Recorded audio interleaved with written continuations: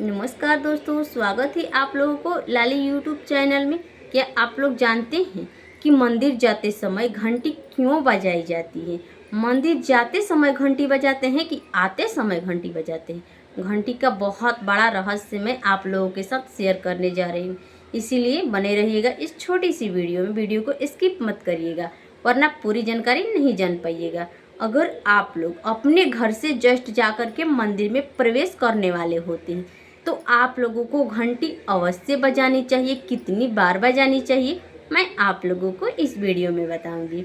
जब आप लोग मंदिर के गेट पर चले गए हैं तो सबसे पहले तो हाथ जोड़ कर के प्रणाम करना चाहिए। मंदिर के जो गेट हैं, जो नीचे हैं उसका चौखट, उसको प्रणाम करना चाहिए। प्रणाम करने के बाद जब आप लोग प्रवेश करेंगे मंदिर में तो आप लोगों को घंटी अवश्य बजानी चाहिए। जब आप लोग श्रद्धा से घंटी बजाते हैं और जितने भी आपके संगति में, जितने भी आप अपने घर से कहीं दूर है, शिवालय तो आप लोग तो गए हैं या कोई अन्य मंदिर में गए हैं तो दूर है, आपके साथ अगर किसी की बुरी शक्तियाँ, किसी का नज़र टोना टोटका गया होगा तो सारी आपका अहंकार खत्म हो जाएगा कि हाँ, हम कहाँ आए हैं, मंदिर में आए हैं, हमें क्या करना चाहिए। तो सारी ये सब तो खत्म हो जाती है। और घंटी बजाने से यह पुरानी मान्यता है कि हम भगवान को जगाते हैं। जब मंदिर में हम प्रवेश करने वाले हैं तो घंटी इसलिए बजाया जाता है। और ध्यान रखिएगा, घंटी आते समय कभी भी मत बजाइएगा, केवल जाते समय ही घंटी बजाते हैं। घंटी का रहस्य जानिए कि क्या है। मैं आपको एक छोटी सी कथा के माध्यम से बताती हूँ कि एक गरीब भक्त था। उसके घर में खाने को कुछ नहीं था, सिर्फ एक उसकी बूढ़ी माँ थी। तो वो क्या करता था, डेली 30 दिन उनकी मतलब प्रतिनिधि यही दिनचर्या थी। वो रोज़ सुबह उठते ही अपने घर से एक लोटा जल ले जाता था, महादेव जी पर सबसे पहले घंटी बजाता और महादेव जी पर जल अर्पित कर देता था। जल जस्ट अर्पित करता था। एक दिन ऐसा दिन आया कि सावन का सोमवारी था। सोमवारी के दिन उसकी माँ बोली कि हे बच्चे, तुम आज मंदिर में जल लेकर के नहीं जाना, केवल जा करके घंटी बजा करके प्रणाम करके चले आना, क्योंकि एक लोटा ही जल है तो हम लोग पिएंगे कि भोलेनाथ को चढ़ाएंगे, क्या किया जाए। तो लड़का बोला कि नहीं माँ, मैं डेली जाता हूँ तो आज खाली हाथ कैसे चला जाऊँ, हमारे पास तो जल ही है तो जल लेकर तो जाना ही पड़ेगा। तो क्या किया, जितना जल था लोटा उठाया और शिवालय चला गया। शिवालय जाकर के सोचा कि आधा चढ़ाऊंगा, अर्पित करूंगा महादेव को, आधा घर ले जाकर माँ को पिला दूंगा। तो उसके मन में मतलब जाकर के प्रणाम किया, प्रणाम करके घंटी बजा करके जस्ट जलाभिषेक करने का शुरू किया। उसके मन जो अंदर का फीलिंग था वो जागने लगा, नहीं मैं पूरा चढ़ा देता हूँ, इतना दिन तक महादेव संभाले हैं, इतना दिन भी वही संभालेंगे।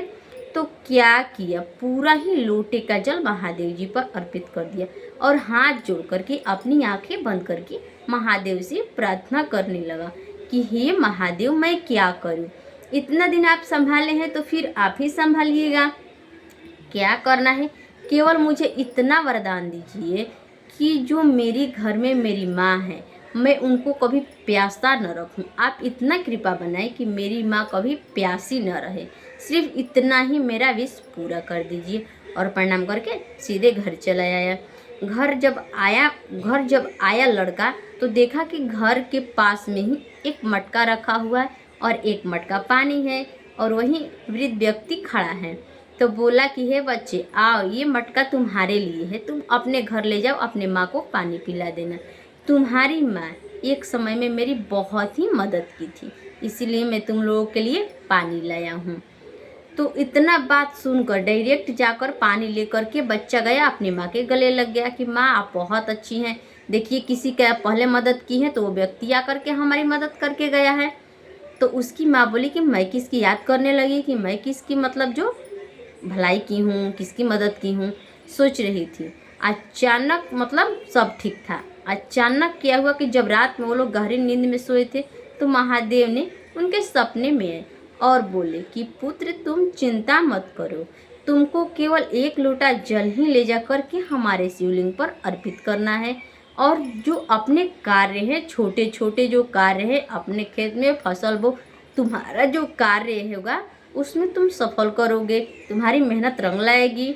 तो क्या करना है, और यह एक सपना में एक खास बात आई कि जो शिवलिंग पर महादेव जी उसको बताइए कि जो शिवलिंग पर एक बेलपत्र है, बेलपत्र को ले करके जिस भी खेत में तुमको मतलब अपने फसल बोने हैं उस खेत के बीचों बीच उस बेलपत्र को रख देना। तो वैसा ही तो सुबह बच्चे की नींद खुली तो अपने माँ से सारी बात बताई, तो उसकी माँ ने बोली मतलब महादेव जी को कि प्रणाम करना चाहिए।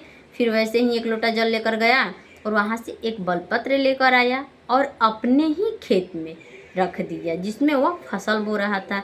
तो उसकी फसल बहुत ही अच्छी हुई, दुगना हुई। तो क्या हुआ कि सब महादेव जी की कृपा है। इसीलिए आप लोगों को भी जितना बन पड़ सके आप लोग महादेव जी को श्रद्धा से, अपने अंदर श्रद्धा होनी चाहिए। केवल मिठाइयाँ चढ़ाने से नहीं महादेव जी प्रसन्न होते हैं। अगर आपका मन निष्कपट भाव से पूजा पाठ करेगा निस्वार्थ से तो आपकी मनोकामनाएं भी अवश्य पूरी होगी। अगर आप लोगों को छोटी सी जानकारी अच्छी लगी हो तो प्लीज़ चैनल को सब्सक्राइब कर सकते हैं। हर हर महादेव।